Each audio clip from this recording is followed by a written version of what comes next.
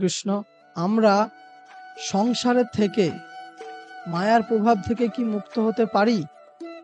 হ্যাঁ, অবশ্যই পারি। ভগবান গীতায় বলছেন, মামেইব যে প্রপদ্যন্তে মায়া মেতাং তরন্তিতে, অর্থাৎ যারা আমার শরণাগত হয় তারাই এই মায়া থেকে উত্তীর্ণ হতে পারে।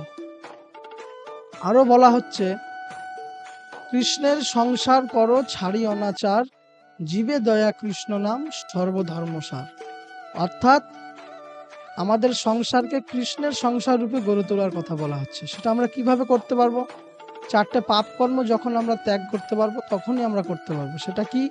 আমিষাহার, নেশা, দ্রুতক্রিয়া এবং অবৈধ সঙ্গ।